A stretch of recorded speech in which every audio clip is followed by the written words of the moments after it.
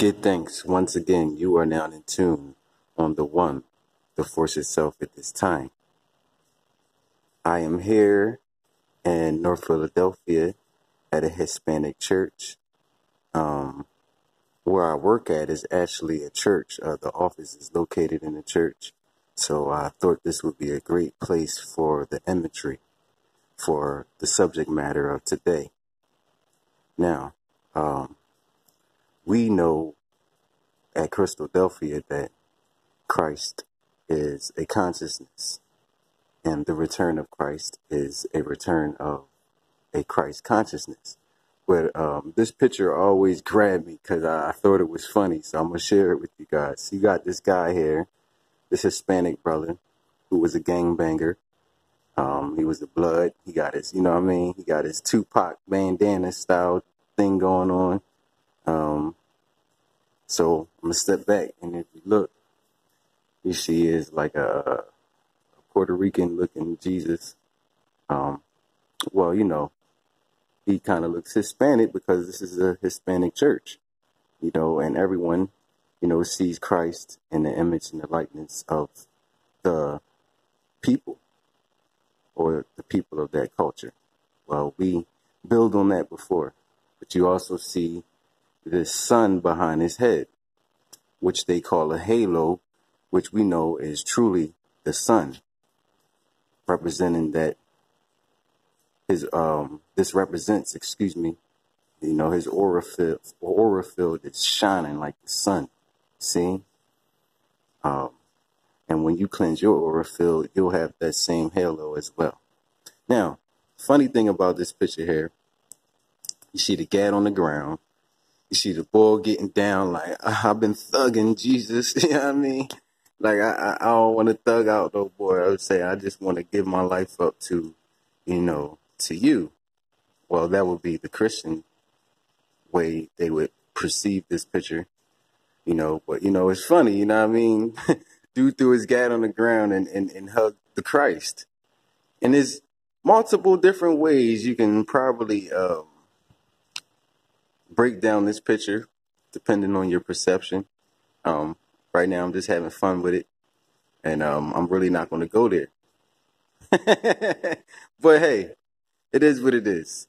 But I wanted to use this place as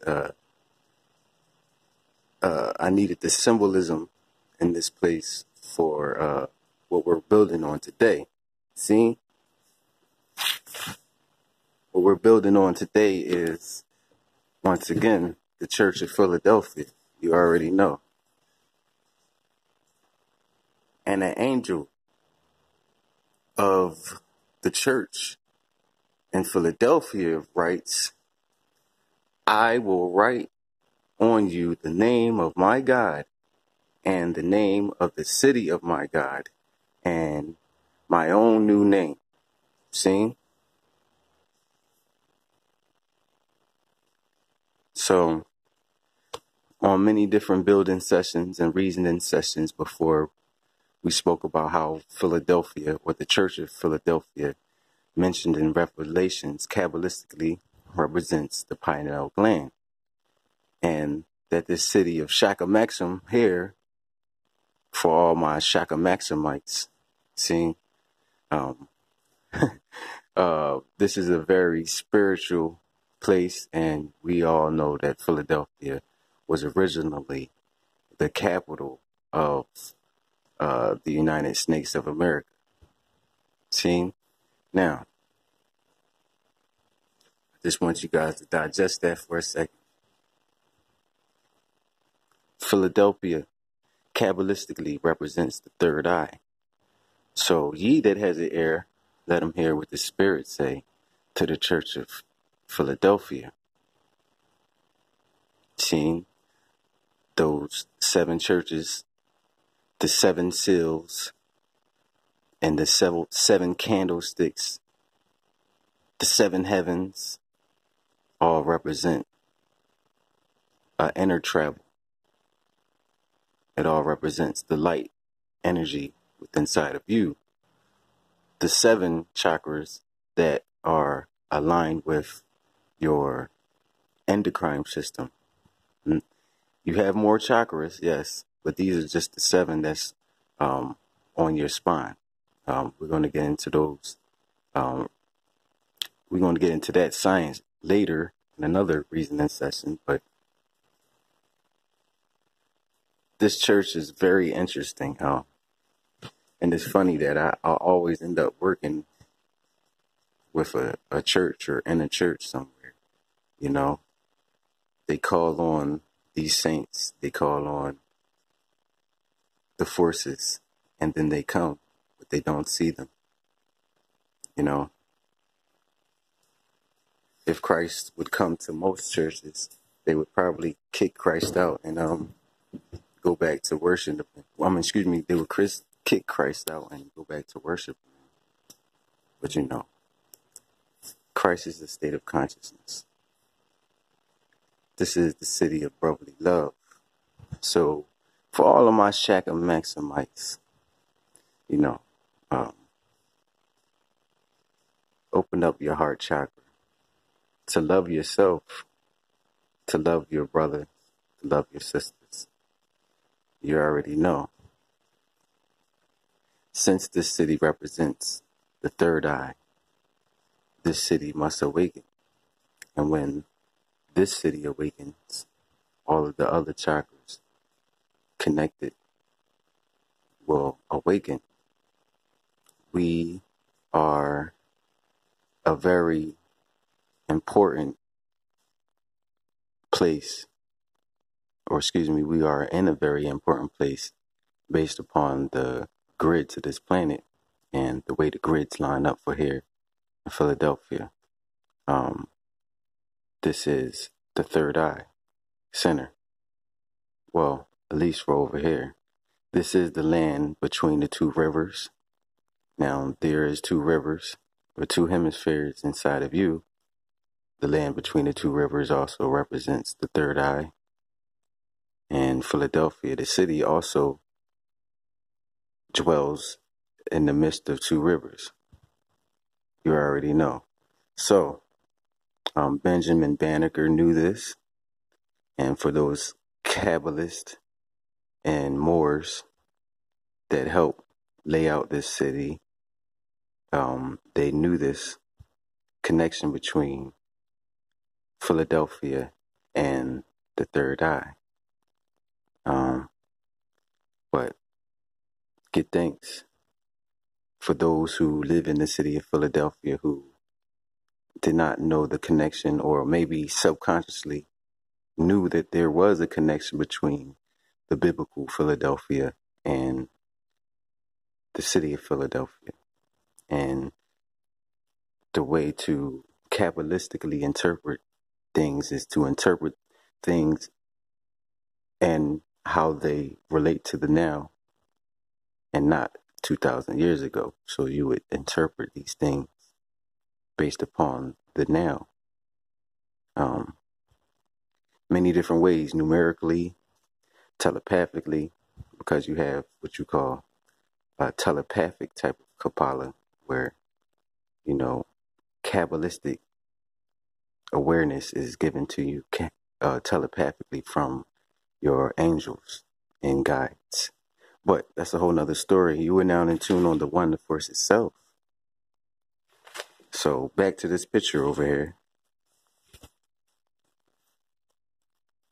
Embrace the Christ consciousness. As you see in Philadelphia, everyone looks like a Rastaman. Everyone has the locks. A lot of people are more into the natural hair, and they're embracing, you know, more cultural like clothing. So the image itself, like I built on before, looks Rasta, because man is Rasta and Rasta is man. So even without the awareness of knowing that you are Rasta, you are still Rasta, because man is Rasta, whether he's aware of it or not. So, like I said before, one can't truly be a fake Rasta unless you're a fake man. You already know. So, um, raise your vibration and embrace Christ consciousness. Whether it's a Hispanic Christ, a Black Christ, white Christ, all of the Christ or all of the Jesus, whether it was white, black, or whatever, yellow, whatever, Ethiopian, represents a consciousness. So the third return of Christ is a collective one, is a consciousness. And Philadelphia plays a major part within that Christ consciousness awakening. That's why they are trying to delay it, stall it, hold it back. But you can't stop these Philadelphians, these Shaka Maximites. Half that story has never been told, as Bob Marley said, but now that story is being revealed. And now you see the light. See?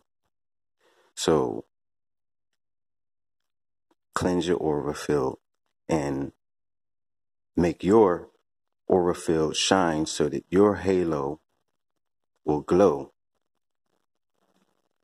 And then Beyonce will see you and say, I can see his halo, halo. Just joking, making sure that you're still paying attention. You already know. So throw down your gats, thugs, and, give up that, murder life, that trap life, and embrace more of a higher vibration of Christ consciousness. You can still be thugged with it. You know what I mean? Because the real gangsters are the ones that are speaking the truth, the ones who live for truth, die for truth, and bang for that truth. And Philadelphia has always been a land of poetic rebels. Even when you check out the Battle of Germantown and the different revolutions that happened here in Philadelphia, even the Lenape and the indigenous people of Shaka Maxim were always poetic and rebellious. So Philadelphia is the land of poetically rebellious people. Now, today, in 2018, everyone's locked up. The youth are smoking higher grades of ganja, and they're rebellious. And, hip hop is poetry, but now they turned it into trap music to trap them. That's why they call it trap music. Trap music, excuse me. Don't get trapped in the trap music. I'm not telling you to throw away your rebelliousness, saying embrace your rebelliousness for a righteous cause. Raise your vibration. And don't be scared to be a gangster about it. You are now in tune on the one that forced itself at this time. Give thanks.